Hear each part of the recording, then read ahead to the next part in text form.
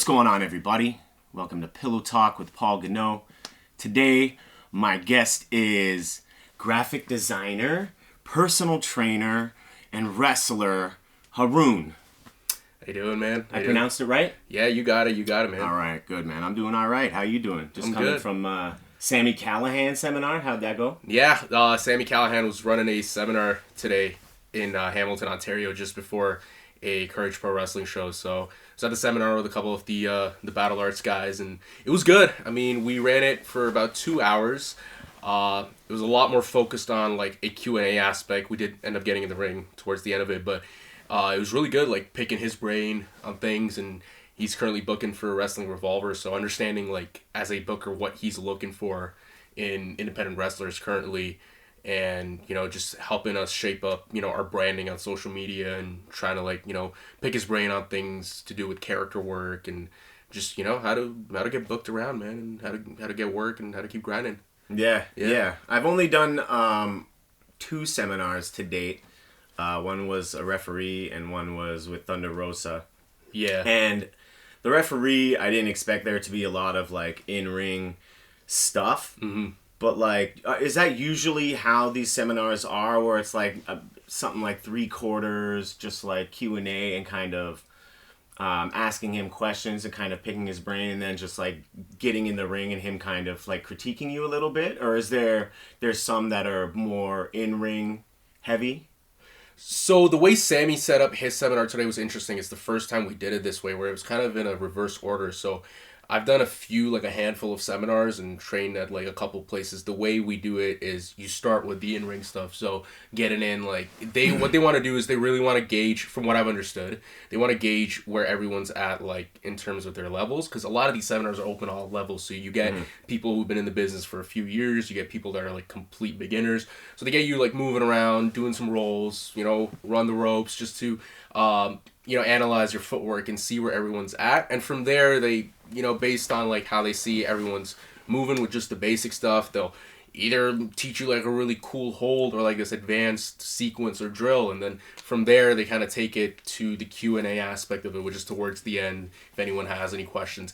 But it really varies from person to person. Some seminars are heavily character based, so they'll advertise it as like, oh, this is going to be a promo and character workshop. So we did one at Battle Arts, which I think, so we had Damian Sandow come in, Aaron Stevens, last summer. I think you were there for that as well. Like, you used to come to class. I think you might have caught some of his classes. So it wasn't really a seminar, more like a module that lasted a couple of weeks, but he was very character oriented in the way he taught us things, and really helped everyone, understand what it takes to develop your in-ring persona and your gimmick. So he was like that. We had a seminar at Battle Arts, I think a couple months ago. It was probably the end of the summer. We had a Francesco Akira come in from New Japan, and he, like, the stuff he taught us was very like, moves based, like a bunch of rolls that we haven't really done before, and just doing certain holds and moves which were really cool, and like it was like something new that like you don't get to learn as much because it's rare from like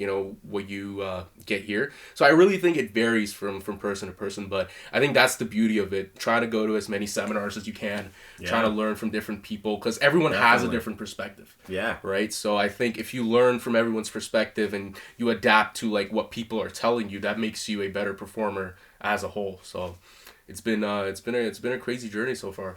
Yeah, I feel like there's no one path to success, and that's mostly why it's important to learn from, like, take what you want to be and just pull all the things that you like from the successful people that you're learning from, and kind of that's a great. You've been like to the States a bit. Yeah. Would you ever go to Japan? Is that something that it's on the bucket list, man? Yeah. Like, Japan is somewhere. I feel like with some people it's either between Mexico and Japan, or like both. For me, it's like Japan is number one. If I had a choice, like, do you want to go Mexico, Europe, Japan, like one of them, I would choose Japan out of the 2 or 3 options. But yeah, it's 100% somewhere I'd love to see myself going in the near future. Before like getting into like training and wrestling, like this was during the time when COVID had just started.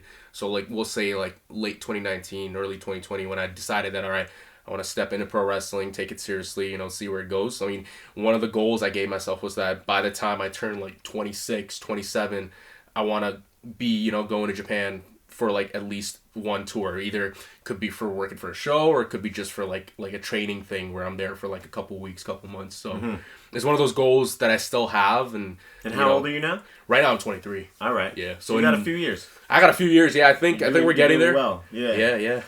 But yeah, Japan will be awesome, man. I think it's a lot of wrestlers, that they dream of going there, and I think it's really rewarding when you finally end up going to a place like that and learning there. Did they really need to announce that Will Ospreay was signing with AEW though? Let's be honest about it, all right?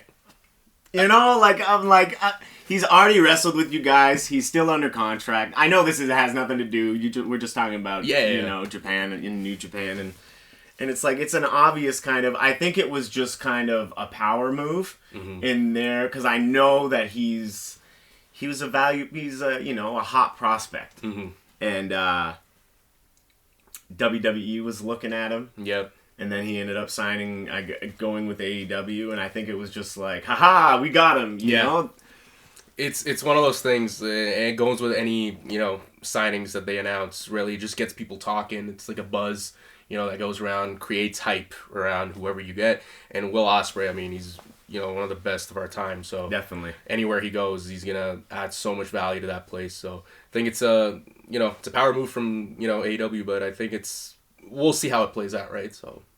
What do you think about CM Punk returning to WWE? Oh man, I mean, I think it's such a crazy time to not only be a wrestling fan but also as a wrestler. Like when CM Punk had left the WWE, which was about 9, almost 10 years ago now. I was just a kid. I was in like middle school. I was just a fan, and myself and a lot of other fans, we were all like, devastated. Like, CM Punk left, this, that. I always wanted to see him live. And, for years you go to shows and like you watch shows live, like on television, and you're hearing all these chants and, hearing about like fans being kicked out for constantly heckling, in the crowds, like just chanting CM Punk, and his shirts are being banned from shows and whatnot. That's wild, for real? Yeah, like people were bringing posters, like a lot of like people were going, like it was pretty hot, like that I situation. understand like posters, but like, okay, you have a WWE CM Punk shirt and you're going to a WWE show.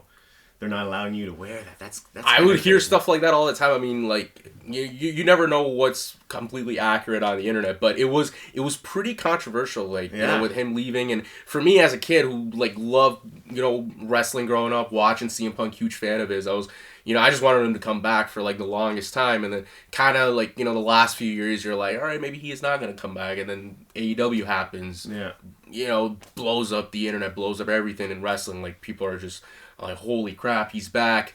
And then all the AEW stuff happens, and then now there was all this speculation: is he gonna come back to the WWE? And sure he did. And is he the devil? There was that whole thing, and it's like, that'd be so sick. So I guess now everyone knows that he's not the devil.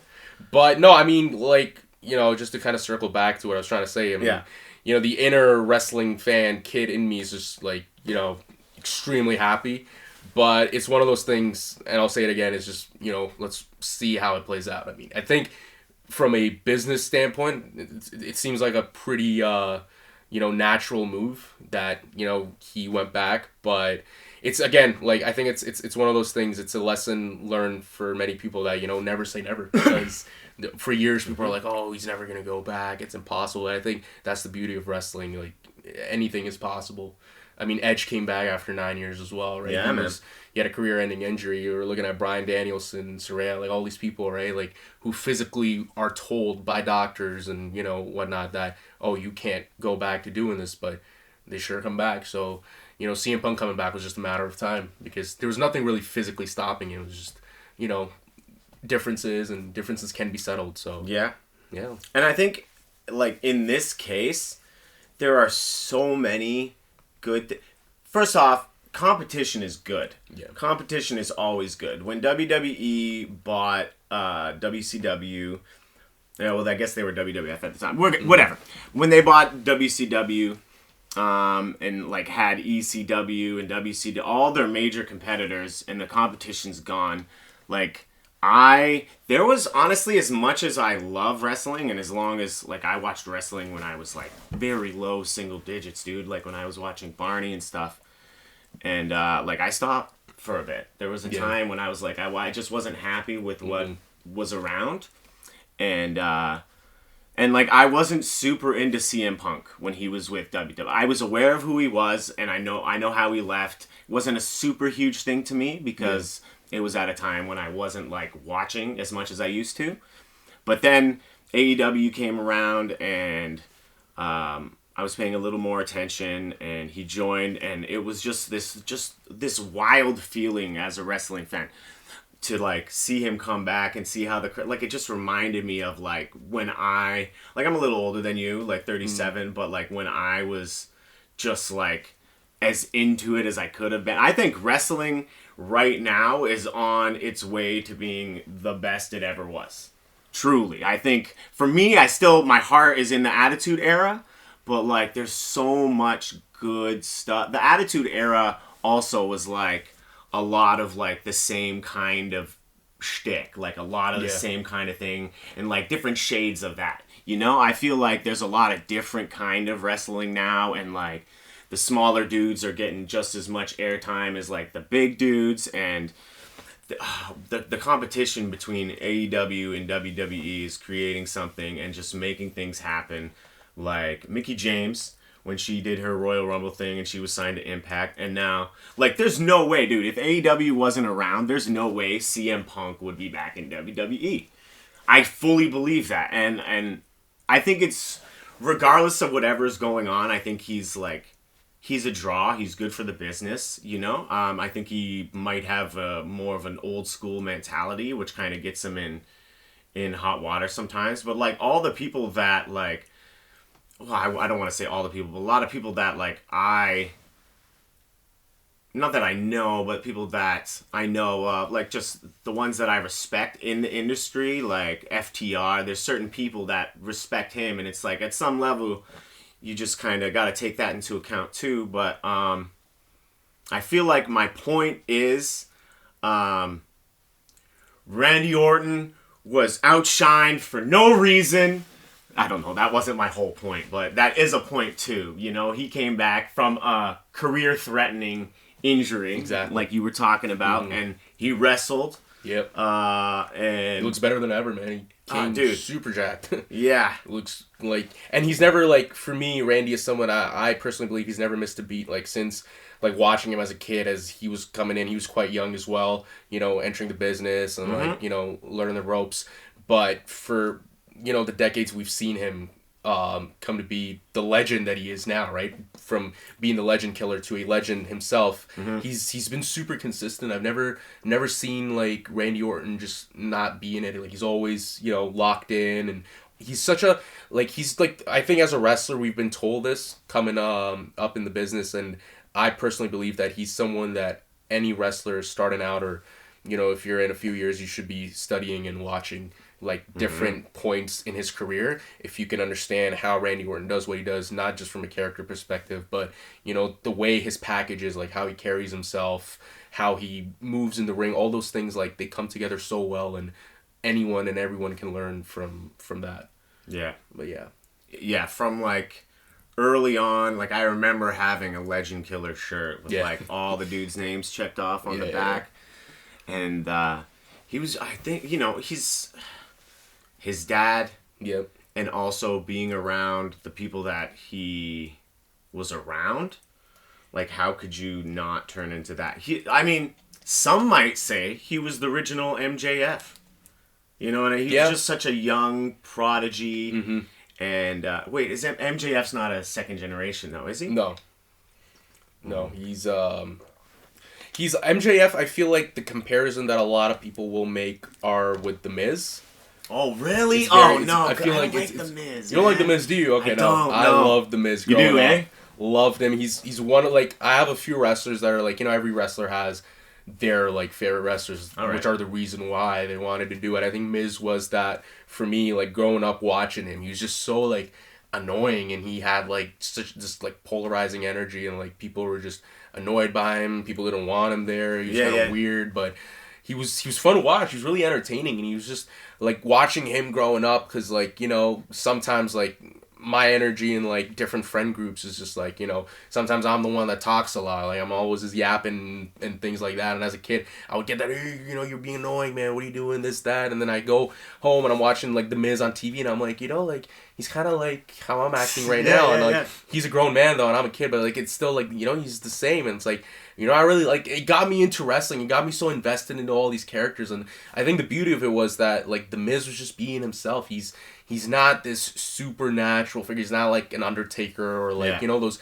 characters that are like completely over the top, like almost like you gotta really suspend that, you know, disbelief to get invested into them. He's just a dude. Like you watch him in interviews outside of the ring, you watch him do his promos in the ring.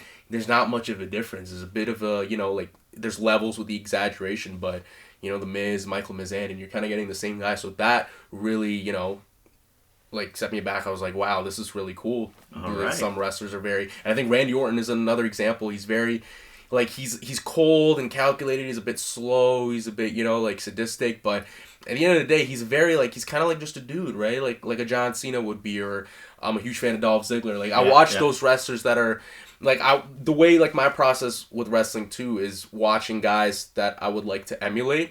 And like kind of watching guys that are not like, you know, you're not looking at someone who's like 6'8", 290 pounds and like this completely like extremely absurd character. I'm watching guys that are kind of like, you know, the regular shaped human beings, and like they're just dudes that are like themselves in a way, right? So I think that's where like I put Miz in that category of those kind of guys. MJF, I would feel like is kind of like that too. And I see the comparison, like especially when Miz started out, because now he's a bit like, he's more weathered, he's, you know, a bit of a veteran now, but when he started out, like, you know, young and arrogant, thinks he's better than everyone else, like he has like a whole suit collection going. I mean, you know what, man, if I'm being honest, like a lot of, and I don't know a lot of what The Miz has done for the last little bit, but like at the very beginning he was on Tough Enough, and he like just messed up a promo super hard. Yeah. And that, honest to God, is where I was like, yeah, I don't like this guy. And I've never given him a chance, but it's interesting hearing you talk about him so passionately, you know? But yeah, that's literally why I was never even like, and I love the dude now, okay? But I was also never a John Cena fan when he was like doing his thing. I can appreciate him now, you know? But like, there's... I don't know, man. There's just... I am also, like, a big fan of, like, weird characters. Like, not that you don't have to be yourself, because I do like a lot of that as well, but there was something, I don't know, that seemed awkward to me about John Cena, you know? But I was young, you know? And when the Acclaim came around, I kind of had that feeling, same feeling I felt about John Cena for a bit. I've grown to appreciate them a lot quicker than I have grown to appreciate John Cena. For me, it was the same. I mean, growing up, like when I was really young, when I first I started to get into wrestling, I was probably 6, 7 years old. I really like John Cena. Is one of the guys that I really like, because John Cena, he's kind of like he's like a Superman kind of character. Right? Yeah. He's like, you know, he's got a nice, clean cut presentation. He's very, you know, like, just like, he's like a Superman. And he gets in the ring, cleans house. And for me, like, and he's like that super face. Like, he's been face for so long. He's like a baby face, like, character that, like, all these kids love, like, adults, like, anyone. So for me, growing up, like, when I was younger, watching John Cena, like, I really liked that. But... And then, like, for me, when I got into wrestling and when I got into liking John Cena, I think he was having his rivalry with Edge during those days. I hated Edge. I was like, this guy's so evil. He's so, like, he's such a terrible person. What is he doing? He's always cheating. But then as I started growing older and getting more mature and understanding, you know, the nature of pro wrestling and, you know, how it's a lot more drama and storytelling, I started to appreciate the heels more. And then immediately my opinion on Edge, you know, turned around. And I thought that this was, like, wow, like, this guy plays this terrible person, but he does it so well because I realized, well, he's not really actually like an asshole. He's a good guy, but he's just doing his job. And then the thing that happened with me was I still respect John Cena. Like, he's one of the greatest. Like, he's the GOAT. But for me, I kind of, took a seat back from, like, just appreciating the baby faces because they're the good guys. Yeah. And starting to really, have a nuanced view of how wrestling works altogether. And then to me, then it was kind of like, all right, well, John Cena's cool. He's there. But I was more interested in seeing the guys that John Cena was working against, his rivals, right? Like, any heels he worked against. I'm like, all right, well, how are they going to make John Cena look good in this match? How are they going to challenge his his morality and things? Like, it's like watching a movie, right? Like when you're watching any Batman movie, like anytime he has to go against the Joker, like what is the Joker trying to do? He's trying to like bring him down to his level, right? So it's like watching John Cena, who's like this A1 babyface, like how do you bring him down to your level? Like how do you like really push his buttons? I think one of the rivalries that of John Cena's that I really like watching was when he went up against the Nexus back in 2010. Mm-hmm. And to me, it was like, all right, he's one guy. He's getting bullied by, like, a bunch of these dudes that just came out of nowhere. And then, he ends up getting help from his rivals even. Like, he forms a team against the Nexus for the 2010 SummerSlam. And it was like, I was watching it live on TV, and I still remember it because it was one of those, like, light bulb moments for me. It's like watching that, I'm like, holy crap, this is so cool. Like, I started loving wrestling so much more because of that. But it's like, he introduces his own team against Nexus, and it's a bunch of guys, they all hate Nexus as much as John Cena does now because they're bullies, so he calls out Edge, and I'm like, Edge is gonna be like with John Cena now? Like, these guys were like enemies like a couple years ago. It's like watching how like, these characters, like, they're so different and like, they have different agendas, but they can come together against the common enemy. It just added this whole new level to the storytelling. And for me as a kid to digest that, it was just like, it really made me appreciate how like, deep and like artistic pro wrestling can be, and it can be a lot like movies and TV shows and books we read, man. So definitely, I think John Cena, as much as growing up, you're kind of like, yeah, he's I never really like him or whatever, but you got to give him credit. I think he's done a lot for the company and for wrestling as a whole. Like, he knows his character, he plays it, he's got it down to a T, and I think we can all learn from it and learn to appreciate it. Yeah, man.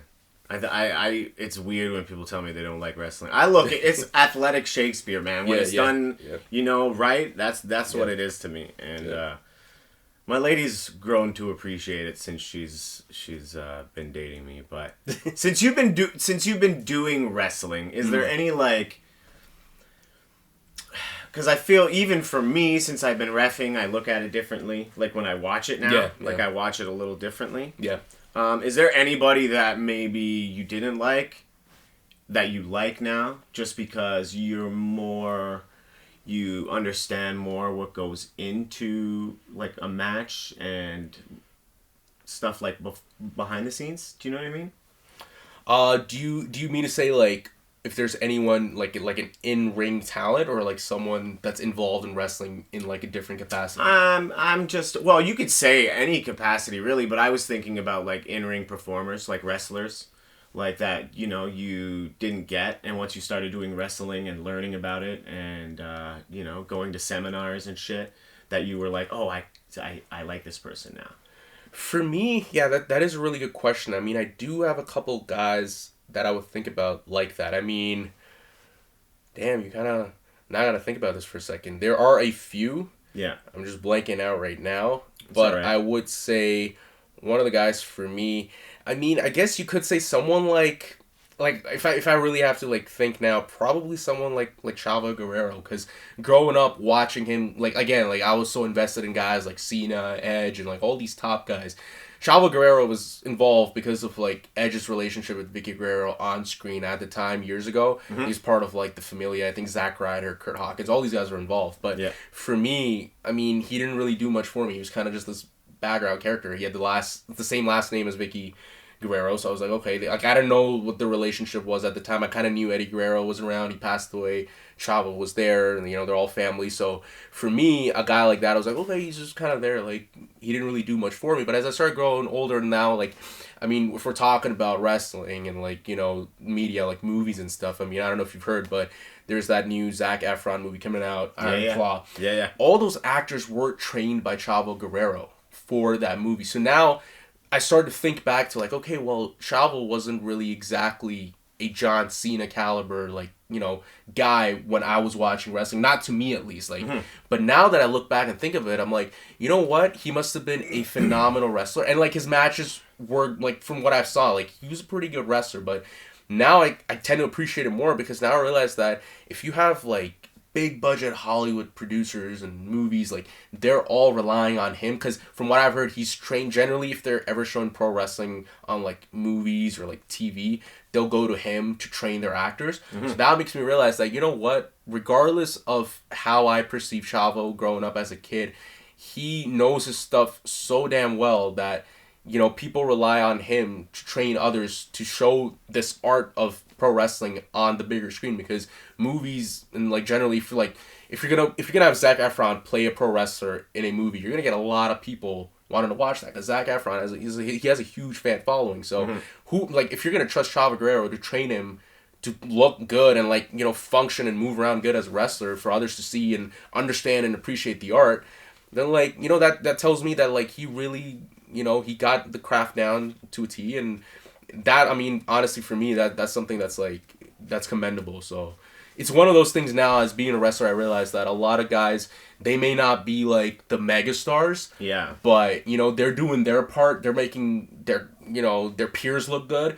But then they're also making the business look good if they're being relied on by, like, these other, alternate media sources. If they need to be brought in for, like, some TV show or a movie, then, yeah. I think that's really cool. So, yeah, I think with any art form, there's always going to be guys that, for whatever reason, just maybe not, like, being skilled is a part of it, and you could be, like, the most amazing fucking artist, but no one sees your shit, no one knows, and a lot of the times it comes down to, like, being at the right place at the right time, unfortunately. So a lot of the time you find people, like, in any field, like, I know, like, guys that are just, like, really good at hockey, but just say they have bad family situations and they just didn't have money to go places to do the things that, it's like, hey, you could come here and train with us, we really like you, and then you don't have the money to travel wherever they need you to go, and you miss that opportunity, and now you're just, like, a hockey coach for kids, and you're making an impact, but it's not exactly, and it doesn't mean you're less skilled, it just, and unfortunately, that's how it is, man. Like, wrestlers, I've met a lot of those guys, some of the funniest comedians, like, that I know, like, are dudes that I actually know. Yeah. You know? And, like, there's, especially Southern Ontario, there's so many just amazing wrestlers that you're like, what the fuck it's wild, man. But, you gotta chase it. And, I mean, everyone has different goals. I think on the outside, a lot of the times, people that aren't pursuing something artistic or don't even have something that they're passionate really about in life, and they just really are they're grinding out their days doing 9 to 5 meaningless shit that they don't enjoy doing, and they don't have, like, a single thing. Like, for me, it's never been, I am just trying to make a living doing the things that I like to do. And anything else on top of that is great. Like, don't get me wrong, dude, I like my 9 to 5, like chef. And I went to school for that, so obviously on some level I do like that. Yeah. But, like, for me, I mean, it's like the reason I wrestle and do the things that I do. I do a little bit of personal training on the side. Whenever I have a little bit of time. I've always been passionate about graphic designing, video editing. Like, it's been, jobs that I've done in the past while I was in school, but it's also something that I've done. So what'd you go to school for? I went to school for business. So I went to the University of Toronto's Mississauga campus. I was there, did my 4-year degree, got the bachelor degrees out of the way. And then for me, the commitment was that I made to myself and also to my family, to my parents, was, I'll do school. When I'm done school, I want to pursue wrestling. But doing school and having, that education and that degree helped me, get a job, because you'll know with wrestling, like, even as a referee, you see how it goes. I mean, not only is it not easy, it's not cheap, man. I mean, it's expensive to do the travel that we do and, like, buy all that wrestling gear. Like, pay Stay for in wrestling class, shape. staying in shape, like Yeah, your there's so meals, many. your Yeah, dude. gym So many things. membership. So for me, it was like not only the wrestling part, but because I have a passion for graphic designing, video editing, and all, like in the past, like when we used to have our student shows, or like if there's like small show coming out of like the Battle Arts Don Colov Arena, like if they need any kind of promotional work done, like graphics or video reels or something like that, I always like stepped up to volunteer to help. Right? I mean, I at times I just did it because I wanted to do it and I'm passionate about it. At times I did it because I knew that, okay, if I do it, it's a little bit of like I'll get compensated for a bit. I'll get recognized. Maybe if they need extra bodies on the show, I can be like, all right, well, I did this, and if they need a wrestler, I can do that part too, right? So for me, it was like you're getting the best of both worlds, but having the passion and all those things, like to me, it's like you have this potential, and like it go to waste if you're not really like involving yourself in those things, because I can go to the gym all day long and like I have all this experience, and like I'm getting better at working out, I'm getting better at improving my shape, and I'm learning stuff. So it's like, okay, and then you start to see that because I know all those things, I can help others and like pass my knowledge on to them, give back. And if it impacts them and like influences their life and their choices positively, I mean, I think that's a good thing, and that's something you should strive for and live for. That's why like I do the things I do, man. I mean, that's why I love like a little bit of personal training that I can get to offer to others, and like offer them tips, and like try to be a positive role model wherever I can be. I mean, and wrestling did that for me. Like we were talking about CM Punk earlier. I'll tell you a funny story. Growing up watching him, when he was, like in his prime, like CM Punk, like heel stuff, he was doing the straight edge society, and it's been a huge part of his character and who he is as a person, being straight edge, meaning like saying no to drugs, alcohol, tobacco, all of that. For me as a kid, like, when you're watching that, it's like, okay, well, he would do that stuff, but then he'd like shame others in the crowd and whatnot. Like, oh, you guys suck because you don't do the same things as I do. I'm better than you for that. Yeah. But for me, I'm like, you know what? He is making the right choices. I mean, I had seen people like heard stories, and like growing up also seen people like that get addicted to stuff, and it destroys lives, right? If you go to that extreme, man, it really harms society as a whole. So for me, it was like seeing that it really like it just fascinated me, and to the point that like I never actually like I've never done anything like that either. Like I won't consider myself straight edge because I'm not like immersed in that lifestyle. But for that reason, growing up watching CM Punk, and also like just religious and personal reasons, I've never drank, never smoked, never done anything like that. And I feel like a wrestler on TV, like just playing his character, and it's funny because it was like a heelish villainous character. If that could like somehow influence a young kid like me, anything I do now, like whether it's through wrestling or through like me training others, if I can have that kind of effect on other people's lives, and it's like a positive effect, I think that's like the best thing ever, man. And that goes for you as well with like your comedy and stuff that you do as well. Like doing this, like this setup here, like it's a platform for guys like me to come on and speak my mind. People get to learn a bit about me. I get to learn a whole lot about things that you do. So I think it's really good that if we can just follow our passion and give back to the community through it, it's just it makes the world a better place. Yeah, man. And I love hearing that CM Punk kind of, I don't know, how guided you, I guess, in the right direction. And I always thought people, like, I think drugs are glorified too much, man. Like back like when I was like we had whatever year difference, but like when I was younger, it was like all the people that like did like, I mean like younger, like high school, maybe middle school, all the people that like were cool and like did drugs. They didn't glorify the stuff. Like there's something like with the world right now where it's like all the people on the outside make that shit seem like real. I don't want to say all the people, but a lot of the people that are doing it, make it seem like it's just this like cool fucking thing. And I've always been more, and I've done some stuff, man. Like I had some problems when I was younger, with alcohol and other shit, but everyone has their demons that they battle, and I like those, like, a lot of the rappers too, man, like, that I listened to back in the day, like, seeing them grow, and, like, some of them that were just, like, addicted to stuff, like, opening up, like, rehab facilities, and really, like, just, like, making a difference in their community, and something just as, you know, as small as, like, well, you know, obviously it wasn't small to you, but on the grand scheme of things, like, him just, like, you know, saying he's a straight, like, one wrestler and blah, like, how many other people were doing that kind of thing, and just were being like, you know what, man, that shit's not cool, you know, and you know, there, you can be cool and not fucking do that shit. I think, like, I definitely agree with the point that it is, like, especially now, being glorified. I think that really comes from the media, the kind of media that, like, we're all exposed to right now, you know, kids all the way up until, like, you know, mature adults. We're all exposed to, like, everybody has access to social media now, right? It's not something that's, like, restricted to only a specific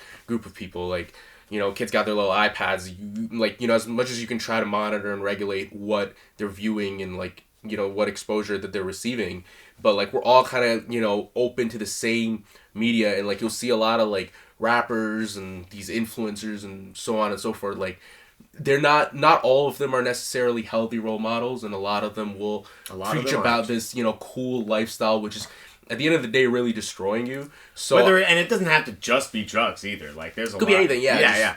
Like, it's just there are you know, people, like, in positions of influence that aren't really, like, they shouldn't really be there, because they're wrongly influencing people, right? I mean, you're not only just glorifying drugs and alcohol and stuff like that, but, like, I've seen, like, what I've noticed in the last few years, like, a lot of toxic behaviors, like, being glorified, right? Like, you'll see memes about it, like, if you're, like, in relationships and whatnot. So I think really what could be done now, like, a smart, because here's the thing, at the time when I was a kid, when I was watching guys like CM Punk, like, the media was, you know, pretty much the same, but it's like right place, right time, right? It's like, at the time I was watching wrestling and this character stood out to me, like, I happened to watch this, and so it's like, I think if we try to, like, play our role and try to, like, you know, maintain ourselves, because we can get into the conversation of, like, you know, pointing fingers and blaming people. Like, I can sit here, man, and complain about how, like, terrible the world is now, and, like, blame other people,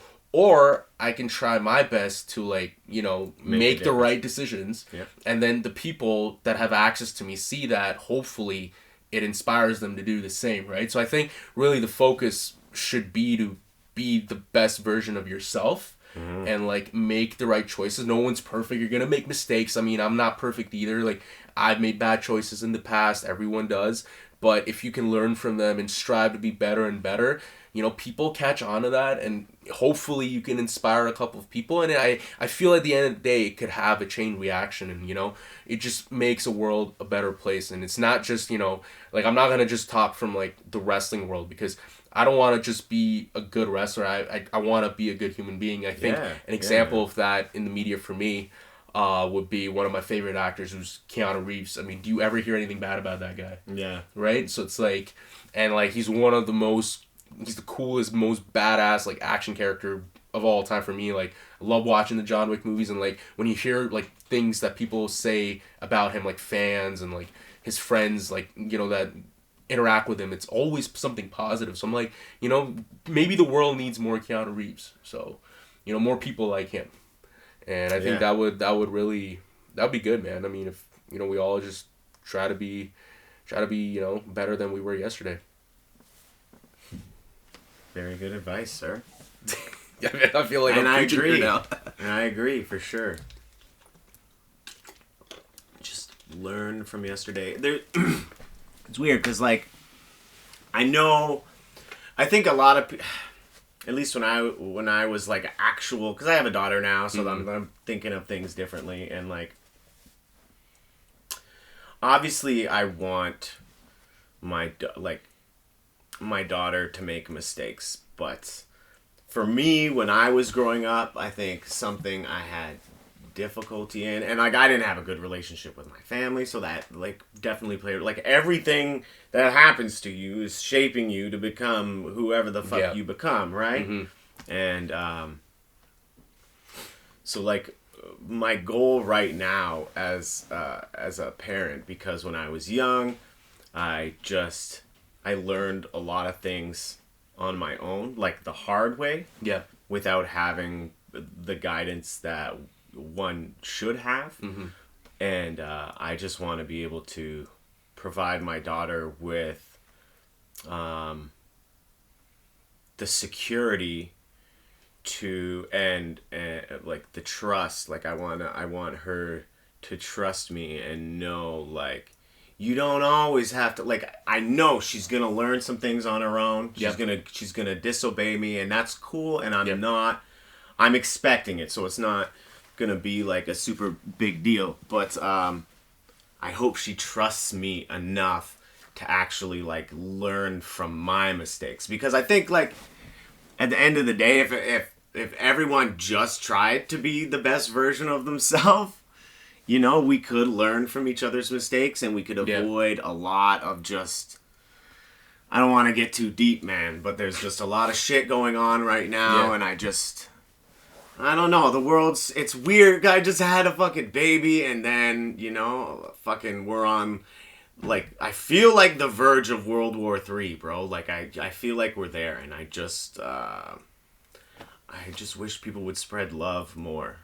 These are crazy times, man. I mean, and you know, the stuff like with your daughter, it is true, and I feel as humans, like, especially when you're growing up, you know, as a child and you're, you know, maturing, I think there's always this innate stubbornness or like just that curious nature. Like you see it with kids, because I have nieces and, you know, nephews of my own, and I've seen it with kids. They're very curious. You know, you'll tell them, like, kind of like, you know, hold them away from like a hot, like, cup, and tell them, you know, don't touch it, it's hot, it'll hurt you. They won't really understand because they can't speak themselves, and, you know, they're just, you try to give them those physical cues, but sometimes a kid will go touch that hot cup and then start crying. Then when they touch it, they realize that, oh, you know, that's exactly what they were telling me. So I think as you mature and you have the capacity of understanding words, even then, if someone tells you that, oh, I did this and this was a bad experience and this is the mistake I made and this is how I learned from it, even then people might, you know, there's just this curiosity that, okay, well, you know, maybe for you it was like that, or like, what if I did it? Like, there's always like that what if, like that curiosity. So I think it's never too bad to, like, experience things yourself and then learn from those experiences, as long as it's not something that's just, you know, insanely risky or just dumb to the point where it's like really dumb, right? So if it's something minor, like, you know, I'm not talking about you, but it's just like if someone has a kid and their kid grows up and they don't want to go to school, and you happen to have not gone to school, and you tell them, well, I didn't go to school and I regret that, I wish I did, and they're kind of like, no, you know, I'm not going to do it either, maybe it's going to work out for me. You know, maybe, all right, you know, do your thing. Maybe they might realize after a year of not doing it and their friends are in school and they're like, you know, maybe I should do it too. Maybe I should go to school and get an education. Maybe they start developing interests that they kind of want to go to school for, right? So it's like, you learn, you live and you learn. So did you always like school, like growing up? I like parts of it. I honestly, bro, I hated school up until college.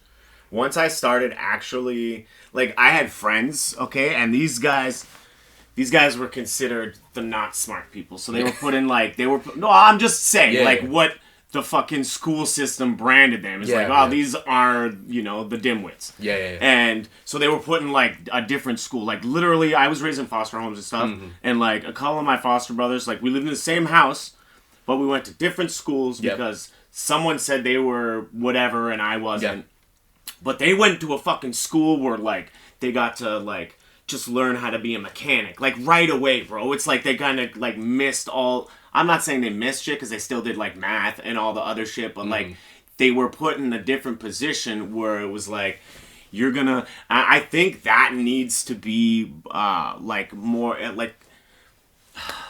as someone who ended up going to college for culinary shit and didn't do well in high school, like, I moved out when I was in high school, so it went exactly how you think it went. Like, everyone partied at my house. I didn't go to class all the time. It took me, like, 5 years to graduate. You know, summer school, like, most summers. And, I just think if I was given an option, like, if someone was like, this guy's dumb, and I'm not the smartest guy, you know, but if someone said that, all of a sudden I'd have access to do some shit that I'd actually be interested, because I didn't study in school, dude, like, ever. You know what I mean? Like I fucking, unless it was like a super big project that was like a high percentage of the mark, I never did homework. Like I didn't do any of that shit. I did like the bare minimum just to get by because I wasn't interested in being. I was like the social guy. Yeah. You know, I was like fucking friends with everybody. It's like, you know, I hated school, and then college. It was like it was awesome. I was learning about something I actually enjoyed. I paid attention. I studied. I did fucking really well. I got good marks. You know what I mean? Like. And I don't know, man. Like it seems like you went to like university. You went to where my lady went. Also, she went to the University of Toronto. Cool. Yeah. You went in right after high school. Yeah, man. I went. I didn't take like some people take a gap year and they want to figure things out. I mean, I had it. I wouldn't say like I don't think you ever have anything figured out entirely, but you know, at the time I had an idea that okay, well, you know, I'm done high school, it's time to go to school. And actually, well, I was in like I told you, it was a 4-year degree. It's a bachelor of arts, but I was in about 3.5, and this happened because of COVID. So COVID was a really shitty time for a lot of people, including myself. But it was also, you know, a time where you could take advantage of what's going on around you. So for me, it was like, well, it's online school. Some people, they took a gap year during COVID because they didn't want to do online school. They learned better in person. For me, it was, it didn't really make a difference because, like, with school, I mean, I wasn't, like, like you're mentioning, like, I did study and do my homework and all, but, like I procrastinated the heck out of school. So it's, like, last second, like, I would study, like, on the day of for, like, certain midterms and whatnot. But for me, it didn't make much of a difference whether I was there or not. Some people thrive that way. Like, I mean, it's obviously not the majority, but there are a lot of people that thrive. You know what's good with that? If you're procrastinating, I saw it from a weird way where if you're like saving everything for the last second, you're gonna, when you start learning, you're gonna be smart about it and learn like the important stuff. Because, you know, and I learned this in university, man, going to lectures and like doing like so many readings. I'm like, there's a lot of filler information you don't really need to know. Like, just get to the point. So it's like when you save it till the last moment, and if you're smart about it, you just really pick on those like highlighted, like, you know, like the summary of everything and like understand that and then do your thing and get out, right? So for me, like during COVID, online school didn't really make much of a difference. I'm like, well, this is actually better because I'm just at home. Like, I wake up, log in, do my stuff, hand in my quizzes, go back to sleep. So I did that. I did like summer school for like, I did like the summer courses, I think like 1 or 2 summers in a row, something like that. So I got all my credits out of the way. I was done 6 months before I was supposed to be done school. And again, the motivation for me to get it like done so fast was that I wanted to just focus on work and wrestling then.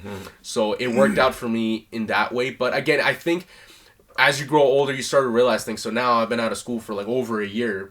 And looking back, I do miss it. Like, I do miss, you know, just being young and going to, like, university. I watch a lot of, like, The Boys and, like, Gen V. I don't know if you know those shows that are on Amazon. And they're all filmed around, like, Gen V's entirely filmed at UTM. So it's, like, watching a show with all these, like, cool, like, superhero, supervillain characters. But it's all in that setting that I'm so familiar to. And, like, it holds such a special place in my heart. And, like, the nostalgia just kicks in. I'm like, you know, shoot, like, I wish I was there again.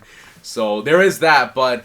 You know, no regrets, man. I mean, school for me was good. I think what school does, like, I've had those moments where you were talking about. There were subjects I really liked, subjects I hated. So it's like, if it was like drama class or if it was like a certain chapter that we were learning in science or something, I was like all in, like not missing class there, doing well. The grades were like reflecting that. But there were a lot of classes like math for the most part I hated. Like, I sucked at math. I was one of those people, it's like, I didn't try much with math. I did, like my oldest brother, he's really good at math. My dad as well. So they would help me with homework and all, but it's like they could only help me so much, right? So I was like struggling, especially in high school. Like, I just got through it. But I realized that those, you know, classes, those courses, like when you form that discipline of doing things that you don't like and then doing them up until you get to do the stuff that you do like. So it's like, you know, for example, let's take high school, for example. Like, in the morning, I start with math and French and all these courses I hate. But after lunch, it's all my favorite classes, drama, phys ed, all those. So it's like when you start to form that discipline of, right, you know, I got to do all this stuff in the morning because then afterwards I can do what I really want to do. So it's like with work as well. Like, I don't necessarily like going into work every day. It's not the most fun for me. But it's like, all right, well, I work and it pays me, and then now when I'm done work, I can go into wrestling, and that's like, I switch off, like, you know, the work mode I'm in, and now I'm just like in wrestling mode for like, you know, the second half of my day. So I think it helps you form that discipline. And even with wrestling, like I always connected, man. Like I don't think I'm at a point now where I like working out, and for the most part I look forward to it because it makes me feel good and like it's just part of my life. But you will hear a lot of people say they don't like working out, and it's not easy, especially when you gotta like dial in your diet and like really eat in a way that like helps you like lean down or like maintain a certain look. Yeah. But you do it because it's like, okay, well, if I eat right and I make all these like hard choices, when you form that discipline, like you start to see results in places where you want to, because it's like, all right, well, I can't eat all these things I want to eat, but hey, at least like it'll help me look a certain way. So it's like it's a trade-off, right? It's a give or take, and I think that's what school was for me. It's like, you got to learn what you got to learn, try your best there, but then at the end of the day you can still put some of like your energy towards things that you really do like. And I think university and college, like we're talking about for both of us, was that, because you mentioned the culinary stuff. You were it's something that you're passionate about and you were happy with that stuff. And I think by the time I also got into university, there's more freedom and flexibility in terms of what we learned. So I learned a lot. Like I enjoyed university way more than I would say high school, middle school, elementary school. Yeah. And that was because in university I did learn a lot of things I wanted to, and like expand my knowledge on things that interested me, but like it also changed me because like I like going into like a course, I thought that, okay, like for example, I took this like a first year like intro to cinema course, and like I like movies and all, so I was like, all right, let's do it, and it counts as a credit, so why not? I go in and you learn about movies, and like I'm writing essays about like like Harry Potter and John Wick, and it's really cool, but I'm also starting to see these movies from like a different perspective. And like I gained that perspective through this course. So I realized that, going to school helps with that. It's like, okay, you can do what you like, but you're also gaining new perspective on it. And it's the same with like wrestling school. When we started training, I mean, you have an idea of how wrestling works. You go in there, you're taking your bumps and you're doing this and that, but you start to gain, all this new knowledge about why you're doing what you're doing and how to place it at the right moments to make it make sense. Yeah. So I think, that's just the beauty of education. So I love that, man. I love that. And as you're talking, I'm like, yeah, you know what? I could see that. I like someone who's just like someone who like is like the manager of like a Target, and like we're just whatever. It doesn't have to be Target, but it's Target. And they're used to like doing like huge meetings with just like a crew of like, I don't know, 50 to 100 people, where they're announcing things and they're like the center of attention for like, a half hour out of this whole thing. And they're used to being in front of people, and then you go and you're like a wrestler on the side, just working at Target. Automatically, I would assume it would make sense for it to give you like an edge. You would say like maybe in promos, just because you're used to having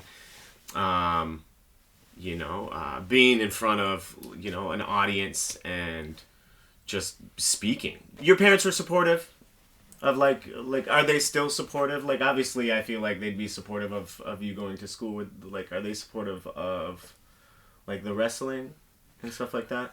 So obviously they had their reservations in the start. It's like, why would you want to do that? Why are you trying to do it seriously? To them it seemed kind of childish and silly, cartoonish, like these half naked people on TV just like fake fighting each other. That's how they saw it. So that's how it was in the start, but they really saw the motivation I had to do it. And when I started doing it, I started training, and they saw that from training I transitioned into actually doing matches. I have like the whole KBK thing going on, and it's very much tied to like my actual like ethnic background. And they started seeing how I'm incorporating bits and pieces of my real life and my upbringing into this whole wrestling deal. They've been supportive of it. They think it's cool. Have they come to events and stuff? Yeah, they like my oldest brother came to a few. My mom was only able to make it out for one. My mom and like my parents and all.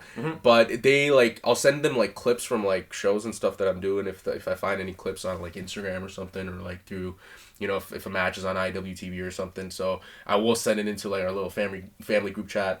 And they watch it, and like my mom watches back, my dad watches back. Like they'll tell, like I had like cousins over just this past week, and like that's like one of the first things my dad told one of my cousins that just came in. And he's like, yeah, he wrestles now and stuff, and they had a whole conversation. So I can see that the like the whole mentality regarding me wrestling in the house has shifted in the past year or so. They do see that I take it seriously and that I'm committed to it, and they do see the results coming from it. Like they find that I'm doing well for myself. I'm also balancing it with work, so it's like I'm trying to, like, they see that I'm trying to live like a balanced life, because again I feel like no parent would want their kid to just like kill themselves over like their dream. It's like I think it's always smart to have a balanced approach. So they did appreciate that I went to school, and then like I did this right as I was finishing up school, and like now I'm doing this, but then I'm doing a bunch of other things as well. So I personally find that they do support it. So,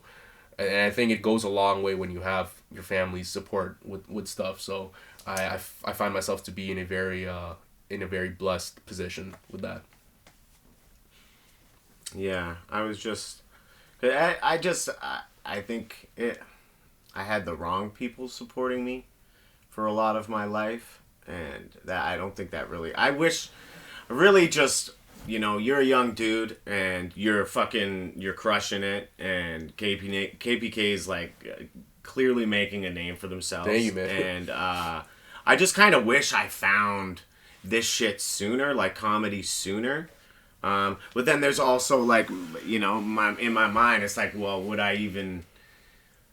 I don't know. This is about just your path and trying to learn from everything you're doing and whatever, and no matter what you're doing, it could possibly help you down. I really like your outlook, and I think like it seems like you had like a solid foundation, and in all honesty, that's the kind of shit like. That's the kind of shit that I'm trying to bring to my daughter. I want her to like think like this younger generation is crushing, bro. Like I can't explain like how happy I am for, like, I am scared that I have a daughter because all like shit is happening, but also I'm not, because I feel like people that, when I say younger generation, I'm talking about like people that are like 10 years younger. Yeah, I mean, yeah. somewhere in their 20s. Just making shit happen, dude. And like younger kids just understand. Like my buddy posted this thing, and I don't know if it was him or it was just something he was copying, but he was like at like a mall with one of his daughters and her friend, and his daughter was like they're like fucking 8 or 9, dude, like young, explaining to her friend why they're not going to be eating McDonald's anymore. And dude, I'm such a bitch now that I have a daughter. Like my empathy is cranked up to like 1,000, and like that shit is just like that kind of shit makes me emotional now. It makes me happy that like and they don't even have to like explain it. They're like oh yeah, they don't support Palestine. It's like, all right, well, fuck McDonald's. You know what I mean? And it's as much as like. Older people hate on the newer generation. Hey, man, there's things that hate on fucking every generation. Do you know what I mean? Yeah. So, again, it's not... It's spreading love, man. It's about spreading love. Like, people talk at, like, fucking Doug Ford was going on about, like, hate rallies. Like, I've been to, like, a few. Yeah. I never once have I heard any kind of, like, hate speech, you know? And, like, the people that I've been with are, like, so, like... It's just not happening, and it's nice to. I saw you actually went to one at the Celebration Square, right? Yeah, you did that? I did that one. I think it's one of those things which I'm seeing with like the way current things are currently, and the way the current generation is handling situations that are happening. I think the fact that there's like essentially like no apathy right now, I think is really good. The fact that people are involved, and they feel that they have a platform to voice their opinion and like stand by what they feel is right. I think that is so important, and like kids, like instilling that in your kids from a younger age, because if you do ever end up going to a rally or a protest or something, and you see that there is a younger crowd there, and there's kids with their parents, bringing them out there, and obviously as long as those those rallies and protests are hopefully peaceful and are productive, I think it's important for kids to be there and to understand what is going on, and like, you know, for them to start to understand, you know, what is right, what is wrong. Because again, with what's right, what's wrong, it almost becomes subjective. Certain things, I mean, it's either right or it's wrong. Like there's no middle ground really, right? Which adds on to what you're talking about here. But it's also important to instill in your kids that, you know, understand, do your research, and figure out for yourself that, okay, well, this is right, this is wrong, and like, you know, if you stand with what's right, then stand with it, like, right, like speak for it, and, you know, say it with your chest, whatever you got, and like have that opinion, and don't be afraid of voicing it at the right places. I feel like sometimes people do have opinions about like a lot of things, and like it's really inappropriate with how they voice it, when and where. So I think it's like timing it, and like, you know, knowing when to say what to say, and knowing when to do what to do. So I mean, I like it, man. Like I'm seeing stuff like, you know, with how crazy the world is right now. Like I'll see it on social media, like, and that's the I'll thing, see like it in person. It's like people are coming out, and, you know, it's good. I think it's good that there's, you know, there's a movement, which is and like always important. Like I shit on social media, and I do. I'm like 50-50. I feel like it's essential for what I do. I mean, it's pretty essential for what you do. Yeah, I don't know your feelings on it, but like I have a love-hate relationship with it. Yeah. And like I'm not on TikTok, but like the amount of people that have been educated on what's going on because of TikTok is undeniable. Yep. And at the end of the day, that's awesome. Like, I don't care. There's like some shit coming around, and it's like, you know, I've seen posts where it's like, oh, 43 days after blah, blah, blah, you shouldn't feel proud of yourself. Yeah, and like, dude, I don't agree with that. Mm-hmm. I think whenever you find out, that's the crossroads. That's when you find out and you make a decision whether you're going to care or whether you're not going to care. That's where you should have feelings about. And that's like, if you don't care, you know, you should fucking feel bad. You know, I think. But you see what you're talking about here. Do you see the beauty of it, where you just mentioned how people are being educated through TikTok? What does that show you? That shows you that if we can actually come together, like, you know, as a group of people, as like, you know, collective, you know, beings, we can really use platforms to educate one another. Because like you said, for me as well, like social media, I'm pretty 50-50 about it. There's days where I just want to like do a full like social media detox cleanse where I'm just not on it. But it's pretty much like become a requirement now as a wrestler to be on it, to be like promoting yourself and your brand and whatnot. So I'm kind of there for that. And like, you know, if you ever get bored, you kind of just scroll through like reels and memes and stuff, and like, you know, get a laugh out of that. But overall, what I've seen is that there's a lot of just pointless, you know, like counterproductive content being shared on social media. But then in moments like these, what we're talking about, there can be instances where people can use social media for the greater good and actually, like, you know, upload and, you know, move around content that actually helps you understand things a bit better.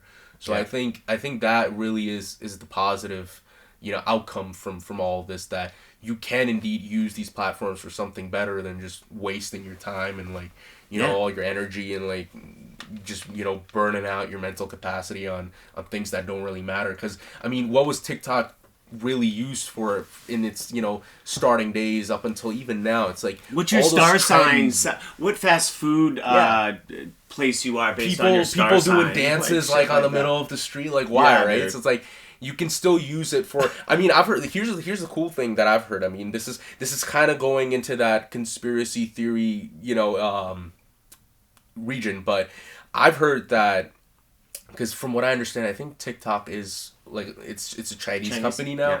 So in China, they actually censor out all of like that counterproductive content, like all those stupid challenges and everything. And they really keep it very educational for the Chinese viewers. So TikTok is actually used by the people of China to understand and learn things. Way. And like about everything. It's like DIY, do this, that, like a lot of educational content is what their algorithm is there, right? So I think that's really interesting that you can see that, you know, like social media platforms can be used for like a variety of reasons, right? It's just a matter of disciplining yourself to get the best, you know, parts of it for yourself, learning from that, and then just keeping that rather than contributing to like just all the the nonsense that's out there.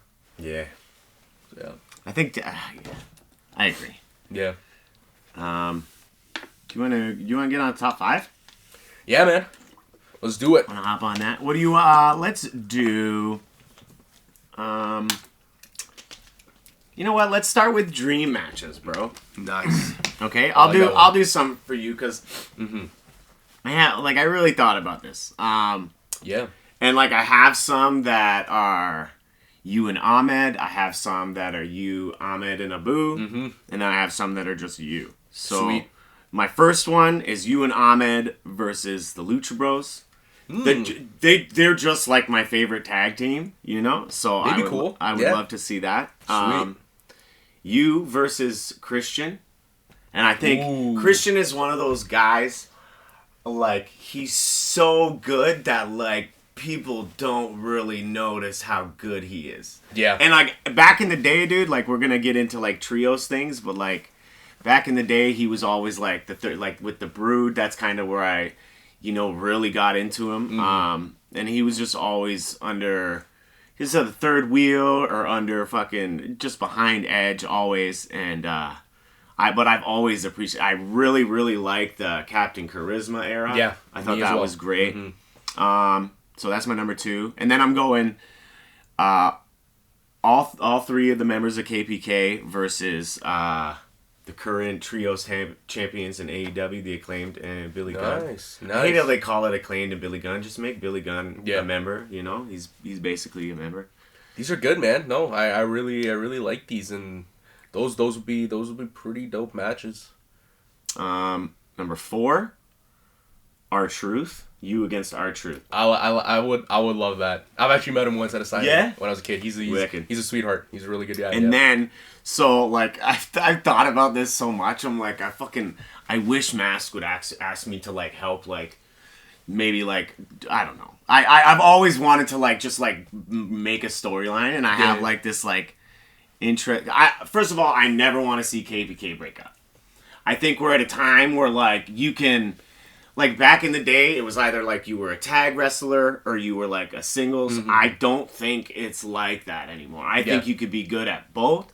And, like, at some point, I would love to see, like, there be, like, some turmoil within the group, you know? And I want to see you and Ahmed. That'd be a good match. That's what I want to see. That'd be good. Yeah. But, like, I don't want to see you guys split. I want there to be, like, some sort of something happen. Abu's out there trying to, like, just keep the peace. And you guys, wrestle. Then maybe, like, whatever, another team comes in. Fucking, I don't know. Maybe there's not even a winner, just kind of beats you down. And then you guys, at the end, you guys got each other's back. And you, like, fucking hug it out or whatever. But I would just like to see you, like, wrestle for, like, at least 10, 15 minutes, That'd be awesome. I think that'd be good. That would be awesome, yeah. Yeah, I like this, man. This is a pretty interesting list. Got some good teams there, some good names. And you never know. Like at least a couple of them could happen down the line. So yeah, I'm gonna try to manifest those. But yeah, so for myself, I guess it's my turn to talk about my top 5 matches. It'll be also a combination of myself and the team. I think number 1 will be KPK. So Ahmed and I versus the Bollywood Boys. That's been a bit of a dream match for the both of us for some time now. We've had the fortunate pleasure of meeting them a couple of times through HWE shows that have ran out of the Battle Arts facility. Yeah. And I was in one of their seminars. I think it was one of the first seminars I did, which was like last spring. And they're great. I mean, they know their stuff, They've been in the WB for a bit. They've been, on the independent circuit. So I think that'd be a really cool match. For myself, one of the dream opponents I've had for a while now is Kenta. Okay, so, it's a little controversial for me to say because a lot of people like Kenta's old stuff. I think current Kenta and his run for the last couple of years, has been pretty solid. And I, again, had the pleasure of watching him wrestle live this past April in Philadelphia for a New Japan show at the old ECW arena. So I think that was pretty sweet. Right. He was in a 6-man tag, so that was pretty good. But I would love to wrestle him in a singles contest. Another tag match for Ahmed and I think FTR, KPK versus FTR. That'd be good. That would, I think, if a match like that was to happen, I mean, it's not only a dream match, but it's really, I think it's a career changer, because I personally feel we would learn so much from them. I've been like, it's been a dream seminar of mine. Like, I was hoping like FTR ends up doing a seminar near us somewhere. I would love to go down and learn from them. Yeah. But then like actually having a match with them and learning from them in the ring would also be phenomenal. So there's that as well. I think I'm going to do one trios dream match here. So I think myself, Ahmed, and Naboo, I mean, if we were to ever wrestle, you know, let's say, I'd want to say the Elite. Yeah. I think they're one of my favorite trios. I think the Young Bucks and Kenny Omega, I think that would be a dream match. If it was to ever happen, that would be awesome. You know, they're guys that I've looked up to growing up, especially when I started getting into wrestling as a wrestler myself. Yeah. So I think that'd be a pretty cool match too. And then I'm gonna do one more singles match, and it's one of the ones that I've thought of for the last like around about 2 years now. I think myself versus Daniel Garcia. I think he's awesome. That was literally like my number 6. Yeah, I swear. Yeah. I would love Daniel Garcia, especially the stuff he's doing now. He's so dude. When he was the Red Death, that's when I got the idea. I'm like, I would love to work him. He seems really like that's when I got he seems really cool, and that's when I got into him too. Exactly. But now the stuff that he's doing, it's like he's adding a bit of like this comedic twist to it, and like you're seeing, his character like stuff come in. I think like Daniel Garcia now versus current Harun, or like Harun in a couple of months or a couple of years, I think that would be a pretty solid match, and it's something that I'd love to be a part of. Yeah, that'd be great. One day, yeah. Hell yeah. Was that 5? I think that was 5. All right. Yeah. Okay, let's do comedians. Yeah, let's do it. You can go first if you want. Okay, I'll go first. I mean, for me, comedians, I mean, I'm not much of a stand-up comedy guy, but I have seen a couple of things, and for me, number one has got to be, like, you got to give it to the GOAT, Russell Peters. Okay. I think he's, like, brown boy represent, but he's got some funny stuff. I think he was my introduction to, like, stand-up comedy, because I had, like, family, friends, and cousins. You'd go to their house, and, like, after, like, dinner and all, they just, put on, like, a Russell Peters compilation, and I started watching the stuff he was doing. I'm like, this guy's crazy. Yeah. He's funny, but he's also, like, and I think it's also, when you watch someone like Russell Peters, there's a lot of things he says and does you can't really do in a wrestling capacity, obviously, because it might be like, you might be really pushing, you might be going a bit too far there, but I think the way he just carries himself and like just that comedic timing it's pretty good in my opinion. So yeah, he's someone you can definitely learn from. So Russell Peters would be number one. Kevin Hart, I mean, I think not just as a comedian, but him as an actor in movies. One of my favorite comedy movies of all time is Get Hard. And the way he plays his character it's amazing. It is so funny. I watched that movie on an airplane and I literally could not, like, I could not stop laughing. It was insane. Like, it was, like, I was trying to hold it in because, like, the guy next to me was, like, just asleep and I was, like, like, breathing heavy because I don't want to laugh. It was really funny, but he's really good with his movie stuff and his stand-up. I gotta give it to Chris Rock. I mean, he's got some. He's a little funny. Yeah, he's got some funny bits. I think Chris Rock is there. I'm gonna say Robin Williams. Yeah, watched some of his stuff. I thought he was great. He's also just very, he's a sweetheart. He's a kind human being. And for me, number 5 is going to be someone, and I have a bit of a story with this one. It's got to be Jim Carrey. Oh, right. His unnatural act, and like I've watched that and I've studied that, and I say I studied that because in the 8th grade, my French teacher, he was this gentleman from Sudbury. At the time, he was pretty young. He was in like his mid-20s. So he's one of the younger teachers that we had. So naturally, because of like how young he was pretty cool. Like, he was laid back. Mm-hmm. He was a French teacher, but he was just like, he was really fun like to talk to, and he was a stand-up comedian from Sudbury. Like, I think he'd won like some prizes or whatever they have going on there in terms of like stand-up comedy, challenges and competitions and stuff that they do.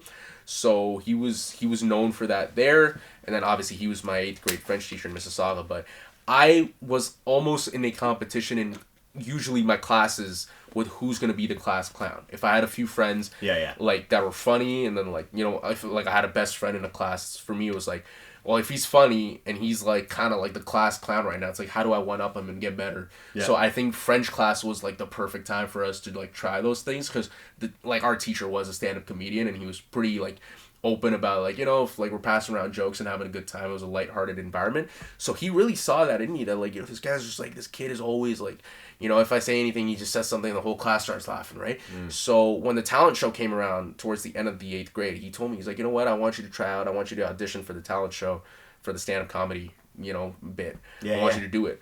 And I was like, ain't no way I'm doing this, but I'm like, you know what, if he believes in me, let me give it a shot. So I would see him during like recess. Like he's like, you know what, write stuff down, you know, say it out to me, like present it to me as you were doing like a stand-up like comedy set, and like I'll critique you and like try to help you with it, because I really wanted to see you do it. Like I think you'd be great. So I'm like, okay.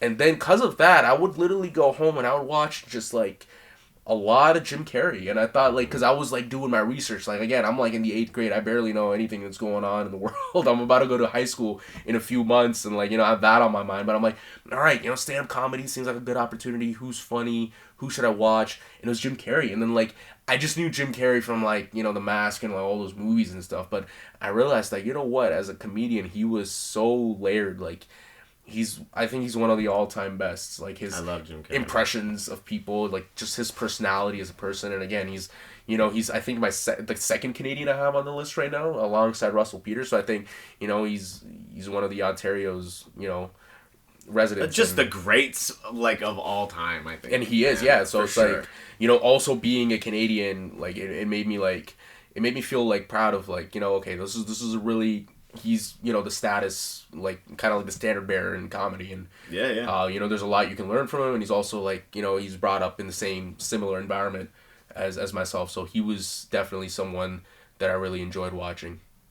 Hell yeah. Do you have a favorite Jim Carrey movie? Probably The Mask. Yeah. Now that I mentioned that, that's one of the movies I watched growing up. I was in that weird generation, man, where it's like we were transitioning from all the old like 90s stuff that you were probably accustomed to like the whole digital age that we're in now. So the way I watched The Mask, if I remember correctly, I was probably like 3-4 years old. It was like a DVD inside of a cereal box. Like, you know when cereals come with like toys and stuff? Dude. So it was like part of a cereal or something. And then I was a little kid, I see it and I just put it on, and like, that was a really cool movie. So one of my favorite Jim Carrey movies for sure. Yeah. All right. So number 1 is Joe Rogan for me. Nice. Number 2 is Dave Chappelle. Number 3 is a guy from Oakville named Mark Forward. George Carlin is my number 4, and then Bill Burr is my number 5. But see, for me as a comedian, there was like this weird time where, because Jim Carrey's not on there, obviously you heard that. But like when I think of like my influences, it's weird because like a lot of like my top influences aren't my favorite comedians. For some reason, like George Carlin is definitely, he's, you know, one of my influences, just because he was like the conductor for like Thomas the Tank Engine back in the day when I was watching fucking Thomas the Tank Engine, so I had that connection. But yeah, like Jim Carrey heavily influenced. Also, Marlon Wayans, another person who like heavily influences. He's like great. I like their style. When I was first getting into comedy, I tried to do more of a style of the comedians that I like, which is very. I mean, you've seen me perform a couple, or at least you went to the last show, right? I was East there. Cyber City. You like that? I'll be back there January 25th at the Rec Room at Square One. Did you like it though? Was the format? The format was all right. I liked it. It was my first. It's the first time I've ever been to a comedy show too. Yeah. So I think for that it was. Didn't set the bar too high. All right. It was no. I mean, there were some kinks to work through. Yeah, but I mean, that's with everything. It's never going to be perfect, right? Like for me, it's the same. It's like if I ever call friends over to a wrestling show, it's like on that particular day, on that show, it's like, all right, you know, the pressure's on. Some of these guys have never seen wrestling before. Like, I want to make sure it's like the best experience. But people usually, it's like how you see yourself as a comedian. It's like you know so much about it, like the whole process of putting together the show and all those little, you know, bits and pieces and all those parts that come together. So it's like you start thinking of those for someone who's coming in, like you're just coming in for a vibe, right? Like you'll enjoy it. So for me, I had a great time, and it goes with wrestling shows too. Like if I have friends coming in and like I had a match that I wasn't happy with, it's like they won't really realize those things because they don't think the way I do, because I'm thinking about all those smaller, finer details. They're just like, they see bodies flying and they're like, wow, this is amazing, right? So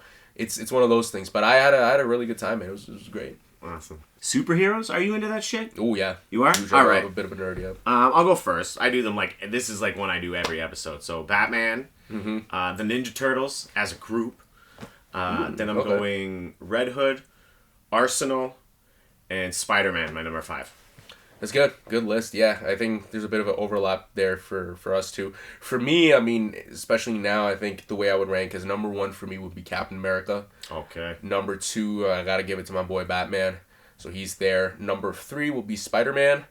Number 4, I'm probably gonna end up giving it to Thor. And number 5, I'm going to leave for the Winter Soldier. All right. So yeah, I love the dynamic he has with Captain America. And, like, you know, their friendship and how it's shown, you know, in the MCU. Spider-Man and Batman are kind of, like, no-brainers. I think every nerd just loves those two. And then Thor, again, I think I'm going to speak from the perspective of the MCU, how his story came to be. I wasn't a huge fan of Thor 4.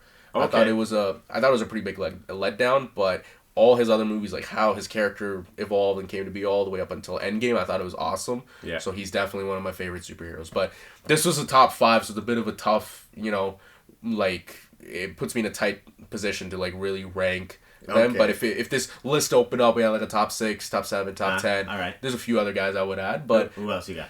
I'd probably, like, with number 6, I'd probably throw in Iron Man. I think he's dope. All right. Iron Man I'd throw in. I'd probably end up throwing in Wolverine. Huge Wolverine fan. Yeah. Deadpool I like because he's got that comedic timing. Yeah, and like, I was just about to bring up the new Deadpool movie. Yeah, which is good. I think having him and Wolverine it's awesome. And like Deadpool, man, I mean, it's just the flexibility they have with the character, like how much freedom they have with, you know, the stuff he says and breaking the fourth wall. I think it's really interesting. That they got the right actor, and I think that Deadpool was also like, I mean. It's hard to say because now Disney owns a lot of stuff, but I've always felt like if Deadpool wasn't made until, like, Disney, because, Deadpool was Fox, right? Yeah, yeah. Like, I always felt like maybe it would have came out differently, man. Like, I'm so glad it came out when it did because it was successful and Disney saw that and we're like, you know, we're going to keep it rated R. Yeah, yeah. And, like, fuck, I was worried about the, you know? Absolutely. And, dude. Great. I'm super hyped for the fucking, the new movie. Yeah, I'm expecting it to be pretty good, so I don't think it'll be a letdown. I'm hoping at least it won't be, so. Trios teams? Do you want to do that? I can go first for this one, I guess. Go for it. Death Triangle. Also, for dream matches... It could easily be all 3 KPK versus Death Triangle. I think fucking Pac is insanely good, but he just like, I mean, how many? It's just his injuries, man. Injury after injury. It's like Adam Cole or fucking the dude, the top flight guy. Like, yeah, you know, it's like some people. He's are back just now. Oh, is he? Yeah. Oh, word. We're talking about what's his name, Dante? Is it? Yeah, I think so. Yeah, but now, now his like teammate. What was the other? He got injured, right? He had. There's I know it's like Dante, and I think Darius was one of them, something like that. It's weird because it's never like the dudes where you're like, oh, Darby's gonna be off for a month, and then he's there like 4 days later. Mm-hmm. It's always like, oh man. But that's it, man. The high risk stuff is high risk for a reason. You know what I mean? Yeah. The Brood is my number 2. Yeah. That was a good The choice. Acclaimed with Billy Gunn. Again, just call him The Acclaimed. Fuck. House of Black. And I fucking put KPK in there, man. Sweet, man. Thank you. And I couldn't holler at... Dynasty would have been up in there, but they have 4 people now, bro. You can't put them in there. Yeah, and then it wouldn't be fair, right? Leaving one of them out. It's like, if you told me Dynasty's there, I'd be like, all right, which 3? And then the pressure's on. You're like, all right, I don't want to leave it. No, because I could have put... If that was how it is, and I would just say, like, Evolution minus Ric Flair.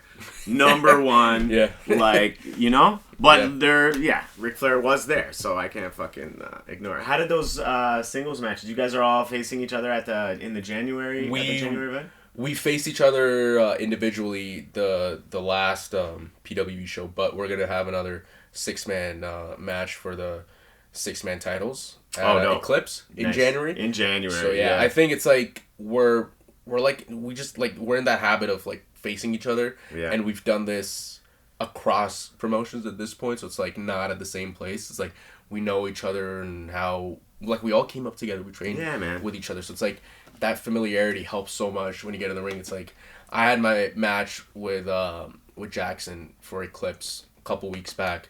If there's one thing you might know, which a lot of people may not know if they're watching, is like I mainly am only doing tag matches. You usually see me do tag stuff, and now with having a boo starting this year, we've been doing a lot of the trio stuff. So it's like when it comes to singles wrestling, I haven't really been out there doing much. But the rare instance I do get a singles match, I end up working Jackson. Gave me my best singles match to date. The chemistry was there. Like the way we went about it was great. I think it went great. He liked it. I liked it. The people that watched it, like, we got pretty good feedback from there, and it was a treat working him, because it's like, and it's for me, it's the same with anyone from Dynasty, because we all came up together, and we all know each other to that point. We're friends outside of wrestling too. I would say, like, dude, I consider Jackson there's a friend. Lot of similarities between you guys. So yeah, exactly. And I think when you have a lot in common, and like you're just like friends, like you kind of talk to each other outside of wrestling too. And like not just about wrestling, but just about like stuff in general. It's like when you have a bit of that friendship, I think that chemistry starts to come in, and then when you're in the ring, it becomes magical. So well, good people gravitate towards each other, and you guys are all good people. That's what it comes down to. So what you got, bro? All right, so we're talking about the top 5 trios. Yeah. Okay, awesome. For me, number 1, without a doubt, man. The Shield. Okay. Absolutely love the Shield. If we were talking about like top 5 trios matches too, I think there's only like the number 1, like my favorite trios match is the Shield versus the Wyatt family at Elimination Chamber in 2014. Okay. I think they were really, for me, I started understanding like 6-man wrestling through Shield and Wyatt family, because these are 2 very different like group of 3 men that are operating at the same time, and like as like they were like we were leading into their rivalry, for me it was like I was just already thinking in my head that if these 2 teams face each other, it'd be like there'd be an explosion, like it'd be so good. And when they did, like the way their storyline formed and how it led into that match, like they're facing off like like in the middle of like Monday Night Raw every other week or something. It's like watching that, like it just like it gave me chills, and I was like, this is amazing. And then they ended up having that match. And I was fortunate enough to go to a live like a house show in Toronto. This was April 2014. They wrestled each other in the main event. So Wyatt family versus the Shield, and I was just like ecstatic as a kid. I was so happy, like made my year. Like I was freaking out. It was a really good match. And I think for them it was a blend of the athleticism and their characters, right? Like how Shield is, like their gimmick is, and how the Wyatt family is. But when they came together, it was magical. So for me, the Shield is a number 1 trio. Yeah. Gotta put the Wyatt family at number 2. This is like the Wyatt family before Braun Strowman came in, because then it'd be again the same dynasty situation where it's like, how do I consider them a trio? But I really enjoyed their original work from when they came in 2013 all the way like the first 2 years that they had. Number 3, I gotta give it to the Elite. I really enjoy their work. Kenny Omega, Young Bucks. They would have been my number 6. For you, yeah. But I think the Elite is great. They're up there for me. Number 4, I'm gonna give it to I'm definitely gonna give it to British Strong Style. So Pete Dunne, Tyler Bate, Trent Seven. Oh yeah. I was watching them a lot. Especially in 2017 when they were doing their thing. They had a really good match with the Elite they were a trio too, dude. I forgot. They were, because it was the thing is their trio, like British Strong Style, was something they were doing on the independents, if I'm not wrong. Because while they were British Strong Style, I think Tyler Bate was the UK champ, and then Pete Dunne ended up becoming UK champ. But I don't know, in between that, it's like, when they were doing NXT UK, they also had the freedom to be working the independents. Like, I remember Pete Dunne would come down here and do Destiny a lot, too. Yeah. So, it was weird, because you wouldn't really see them on TV, I think, as a group. But they were doing stuff for, like, Rev Pro and I think Progress in the UK. But they were great. Like, any of their independent matches I watched, they were really good. And then for number 5, I'm going to give it to the House of Black. I think they're awesome. All right. House of Black is really good. And any match, like their matches with they had one match with the Death Triangle. That was really good.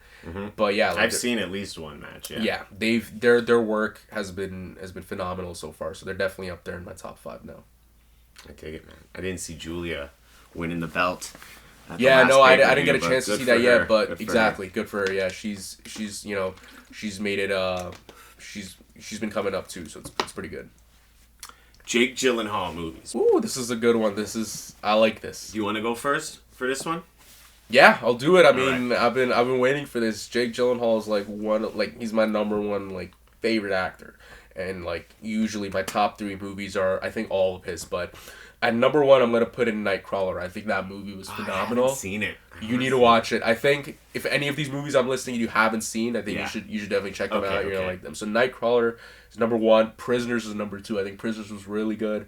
Jake Gyllenhaal, surprisingly, because I didn't really see him as a main character. It's more I thought it was more Hugh Jackman's story and with what's going on, but his character Detective Loki, the way he plays it and how he brings his own elements into it with I don't know if you've seen the movie. I don't want to spoil too much, but he has these character traits that he brought into the character himself. This wasn't something that was told to him by the director or the screenwriters. They're do this or do that. It's he understood that, okay, well, this is a character that I have to play, and he started thinking, well, what would he do, so and started, he had this facial tic and this and that. So I think what he brought into the character, I don't think any other actor would have done it the same way. So that was brilliant, and that's my number two most favorite movie of his. I haven't seen that one yet. But I would say definitely check that out. All right. Number three, I'm gonna give it to Southpaw. I think Southpaw was a pretty good movie. It's about a weathered fighter. He's a boxer, loses his wife. He's at the top of the game, comes all the way down, then works his way back up. It's about redemption, proving himself, so on and so forth. So I think it was a pretty good movie. Anton Fuqua, he's a pretty good director, so I think that was an excellent movie. Number four, I'm gonna give it to Nocturnal Animals, another really good movie. Haven't seen that one. So it's him. I think Aaron Taylor Johnson's in that movie as well. Couple good actors. I think it is an ensemble. So it's got a nice cast. It's got a nice story. Jake shines through that as well. And then last but not least, the most recent movie of his that I've seen, which also blew me away because I didn't expect it to be that good, but it ended up being pretty damn good. But the Covenant, which is now on Prime, so I watched it. Yeah. It came out this year, I think in the spring, and then a couple months ago it got added on to Prime, so I checked it out maybe 2 weeks ago. Yeah. Really good. I think he did a really good job. Again, I think with Jake Gyllenhaal, it's him and the director as well. So this The Covenant was directed by Guy Ritchie, and he's great. He's done a couple movies with Jason Statham. He's done a couple movies with some good actors, and he's fleshed out some good stories. But The Covenant is definitely a movie I think you should check out as well. It's a good movie about bonds that are created through friendship, and it's a war film, but it shows it's based on real accounts of interpreters in Afghanistan during the war when the U.S. was there, and I think they took something that was real and they made something interesting out of it. I might have seen it. You might have seen the I trailer. might have seen. I might have seen that movie though. I don't watch a lot of war movies, but I feel like I watched one. I don't know, a few months ago. He was in Jarhead as well, which is also a war movie. Maybe it's that. Maybe it's that one. But yeah. All right. Yeah, man. I don't think we have any in common. And that's all right. My number one is Everest. That was good, actually. I was really into that. That was a dope movie. Yeah.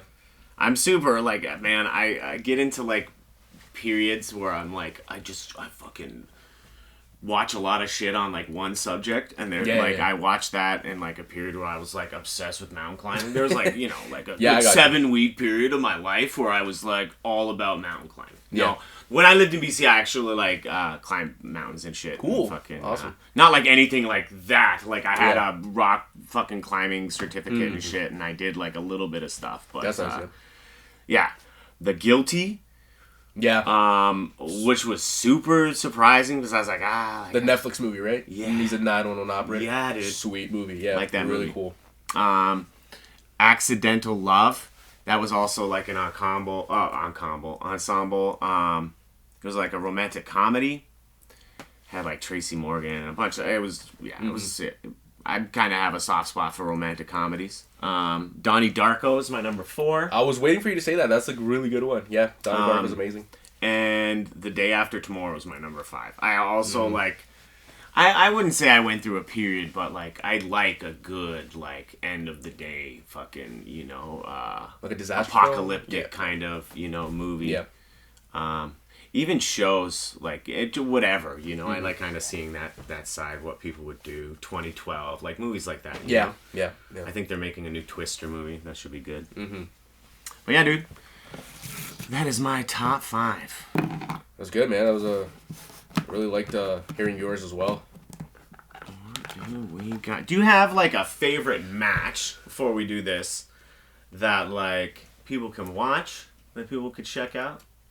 A favorite wrestling match? Like that you've had. That I've had. That you've had that people could watch. I'm going to especially after doing the Sami Callihan seminar today and learning the importance of like putting your content out there, in a couple of days, maybe even, at some point later today, I'm going to upload the match I had with Jackson Roy. Oh, sick. Eclipse a couple weeks ago. What we were doing, myself and him, because we had this conversation, we were trying to wait for the footage to come from PWE, because we have fan footage of the match, like the entire match in its full length, but it's just like static footage of like a fan filming from their seat. So we were waiting ideally for Eclipse to like upload it somewhere so we can take our match and like put it on our own YouTube accounts or like Instagram. That is a match I would love for people to check out. That's for singles. I mean, if you were to ask me for tag, we have a few, Ahmed and myself. We have 2 or 3 on IWTV. We had a match with Airstrike for Destiny Wrestling. I think you were there, right? It was in March. Yeah. So that's a good one. It's on IWTV. If anyone is subscribed to IWTV, they can definitely check it out. It's with Destiny World Wrestling. Fucking didn't win, and I thought you should have. It was. I think it was. We went down with a fight though. So I think it was a nice hot start. We couldn't wait to get out there. If you remember, Airstrike's entering, we just came, started bashing them. Like let's get it done with. We really want to move up this tag team title tournament and whatnot. But I mean, Airstrike. Amazing team. Destiny's really a big deal too, man. You should be proud that thank you. Yeah, it was great. On them. But yeah, so for sure, the singles that I had with Jackson, it's gonna be up there soon somewhere. So if you follow me on Instagram or TikTok, even I'll definitely put it up there at some point. And then for tag, the Destiny match that we had with Airstrike was good, so that's up there already. Hell yeah, dude. All right, you can grab a card as well. Right. Yeah, we'll like ping pong. We'll go back and forth. Cool. All right. Okay, so this is. I'll ask it to you, but I want to change it a little bit. What was What was a favorite activity when you were young? How did it influence you? Can we do something outside of wrestling? Yeah, absolutely. Favorite activity when I was young. Yeah. How did it influence me? Because I imagine it's on some level you like play wrestled, like when you were young. Yeah, me and a couple buddies cushions just go or whatever cushions, but we would do the grass by the park. Because it's like if we fall on grass, it's not that like... Okay. Because we didn't have like mattresses or trampolines that we could like use. So it's like, all right, we'll just, try to bump on grass and not like hurt ourselves while doing so. But another favorite activity for me, like when I was a kid, I loved playing outside. I mean, go out and like, myself, a couple of kids in the neighborhood just, shooting hoops or like playing a little bit of soccer or whatever. I think one of my favorite activities though growing up was like we had the like in the late 2000s there was the Nintendo Wii, which was huge. Yeah. Right? It was like this revolutionary technological advancement of having like a joystick that you can move and it's like motion sensors and whatever. Bowl in the living room? Are you kidding me? Yeah, and I'm literally playing tennis. Like I have this control in my hand. I'm just like whacking like the air and it's, mimicking my movements on the screen. Yeah. So I think that was a favorite activity that I had growing up, like playing with my Nintendo Wii. I'll tell you a funny thing. So since that was my last console, which was like in 2008, 2009. Oh, wow. I never purchased, like I'm not, like I've played games on the PS4 and not on the PS5, but on the PS4 at like, if I'm ever visiting a friend, I'm at their place, they'll like put on FIFA or something, I'll play a little bit, but it's like, I never had a console after that. It's just, I played on the Nintendo Wii. I used to have like the PSP, the PlayStation Portable. Yep. And I started playing all my wrestling games there, like SmackDown vs. Raw, 2006. That was underrated. Until 2010. So it's like, I was into gaming then a lot, but yeah, my favorite activity definitely growing up was playing on the Wii. Like, it just really was really cool, and like it really helped me bond with like my siblings more, because like we would play like Wii Sports on it and like Mario Kart on it. Yeah. And it helped me like bond with my friends as well. So I think that was definitely an activity that was a highlight for me growing up. Okay, I feel like for me, probably cooking with my nana. Cool. That's, I mean, and obviously it influenced me in a pretty obvious way. Like, that's what I do for a living. That's what I went to school for. And actually, like, I really, like, something that was, like, the first thing when I was, like, learning flavors and stuff. I literally, like, just created, like, a memory. Like, in a real way where, like, my nanny used to make this Italian soup with, like, chickpeas and chicken and shit. And, like, I recreated it. Like, I got it. Cool. I know. It's like, it's almost, like, I would say it's like 90% there. Like, I don't know. Like, I want to try it one day, man. Older people fucking, they cook differently. Like, back in the day, like, you didn't need to go to culinary school. Like, like, some of the best cooks I know are just... 100%. Yeah. All right, what you got? All right, here I have, what's one of the stupidest ways you've gotten hurt? Okay, so... I was working night shift, and I used to rave, okay? And, like, listen to, like, drum and bass, like, jungle, like, kind of dubstep-ish music. And when I say night shift, I mean, like, I was working in a factory, and we dealt with, like, different kinds of foam. I know it sounds ridiculous, but, like, I worked on a machine that rolled giant rolls of foam into, like, small... rolls that were like packaged for like Home Depot and shit like that. Anyways, I'm listening to music. There's like 6 people in the warehouse at the time, and I'm like in a station by myself. So I'm like, I have headphones on, and like, I don't know, like when I used to like dance and stuff, I did like all this shit with like my hands, just you know. And I was walking, it's so stupid, dude. I was walking from like the front of my machine to like the back side of my machine. And I was just kind of like dancing a little bit. I had an X-Acto knife, bro, and I fucking, boom, right in the face. Right in the face, bro. I mean, it sounds painful, but it's pretty funny how something like that could end up happening. Yeah. I had a couple injuries, injuries at that place, actually. Like, stupid injuries. Also with X-Acto knives, but I'll just leave it at that. For me, I mean, now that I gotta answer this, and I think this is a perfect question to ask someone like me.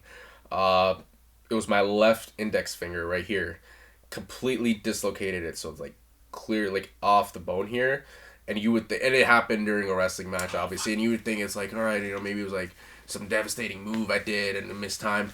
Nothing. I was literally tagging Ahmed into the ring. It was so funny. It's like I'm crawling to my corner, and I had my hand taped up funny, so it's like that. It's like that hockey tape, which is not flexible at all. You've seen like the wrestlers, like we all tape up our wrists and all. So I had it taped up to my knuckles, not flexible at all. And it was a stupid thing in retrospect that I did, because as I was crawling on it, I was like smacking the mat, like getting to him. And like at one point, my finger kind of just like, my fingers to drive into the mat, and there's no flexibility here. Yeah. So it's like this finger just like from the middle here just pops out.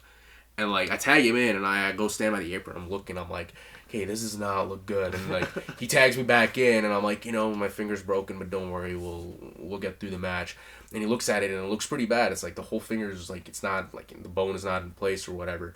I get in. I take, like, that was, like, we were wrestling, it was a tag match, and, like, Rajan Usher, he was in the match. And I go in, I take, like, a Kimura suplex from him. And Ahmed, like, to this day talks about it and laughs. He's like, you know, you showed me your broken finger. And I'm just like, all right, like, that's not good at all. You walk in, you just, like, take a flip bump, and I'm like, you know, we had a match, and, like, I guess I was in shock, and, like, you know, you have adrenaline and stuff going on. So for me, it was, like, the priority was, I feel okay, like, I'm not, like, you know, dying here, so I can try to get through this match. Yeah. When it's done, I'll go figure out what to do from there, try to, like, snap it back into place or whatever, which ended up happening, because I went to ER, so I went to, it's funny, because this happened a day after my 22nd birthday, and then I go to the Trillium Hospital, which is in Mississauga, so that's where I was born, actually. So I go a day after my 22nd birthday to the place where I was literally given birth to get this done. And I was still in my wrestling gear. Like, I'm just standing, like, in that ER in the line, and, like, everyone's just, like, I'm holding my hand, and, like, I got these sparkly green tights on. One of the nurses there, she's like, are you in, the Cirque du Soleil? Like, what do you do? Like, because it's so odd, right? I have a hoodie on, but it's, like, because I never changed out of, like, my wrestling gear. So it's, like, explaining to people that I'm just coming out of a wrestling show, and this happened, and so and so. But it was pretty stupid because it's just like when I tell people, it's like, yeah, I was just crawling and like I broke my finger completely. They're like, how does that even happen? But it's wrestling. You don't realize how many times you can get hurt in wrestling doing the simplest thing. Like, people will like run towards the rope and like tear something in like their lower body, and like it's just surprising. It's like, how does that even happen, right? Because you would think it was like, it's a ladder match and I take a bump from the top of a ladder, like that could end up hurting me badly. But it's like the smallest things, like I'm exiting the ring and like something happens and I like, dislocate my shoulder. So that's the funny part of wrestling. You never know how you can end up getting hurt. It is super dangerous, man. Yeah. I just want to correct myself because I said the wrong thing. So the arm, the knife thing actually happened to so I was dancing. Yeah. And I cut my arm, and that's the scar. See there. Oh my god. The head thing, as soon as I was done saying it and you started talking, I was like, fuck, I didn't say that right. So I just wanted to correct myself. The head thing was another thing. So the foam were like these giant rolls, and they were like 1.5 meters, maybe close to 2 meters tall each. Yeah. Right? And they were stacked on top of each other. And like the way you get them down, like the lazy way, they were in bags, giant bags, is like I'd pull on the bag, it'd get over to the side, and it would just like fall off the roll that was on the ground. And I would just hold my knife there, and it would fall, and fucking, it would cut open the bag. When it hit the ground, it was like out of the bag. It was fucking genius until one day it was like against the wall, and there was like a pipe sticking out, and when I tried to pull on it, boom, into my head. Same place, but 2 different injuries. Anyways, just wanted to correct myself, because I probably talked about one of these stories before, and someone's like, this guy's fucking lying. All right. What is different or interesting about your family? Different or interesting about my family? Wow, I feel like this is an interesting question. What is different or interesting about my family? I think the interesting thing is, as a family, we're not your typical family where we're all like very close and like always doing stuff together, like eating, lunch or dinner, or like, breakfast at the same time, this, that. But I feel like as a family, I've seen this growing up. It's like, we may not be the closest. Like, growing up, my dad used to live in Saudi Arabia because he was working there while I was born and raised here. And then I would just go visit him with my mom. So then my brothers would be like here because they were studying at the time, like, going to university and school here. And then my mom, myself, and my sister would go visit my dad. So I have 2 brothers, a sister, and then I'm the youngest. So we would go visit him and then come back. So like at times I'm with my brothers and I love it. I'm like a little kid, love my brothers. I'm here, and then I go see my dad. So now I miss my brothers, but I'm with my dad. But then I come back, I'm here with my brothers, but then I miss my dad. So it's like there's someone always missing. But like for the last few years we've been together, not as much because my sister got married about like 12 years ago, so 12, 13 years ago. So she's been like with her family, her husband, her kids. But it's like we may not be together as a family all the time, but when we do get together, like it's there. So I think that's the interesting fact about my family, that none of us have like distance from one another like that. Like it's not like we're estranged or like, I haven't talked to like my second brother for like 5 years or something. Like it's like we may not be living together at the same time, like not seeing each other as much, but when we do get together, the love is still there. And I think that having that is so important, and like I'm so fortunate to have that with my family. So I think that's something that would probably count as interesting.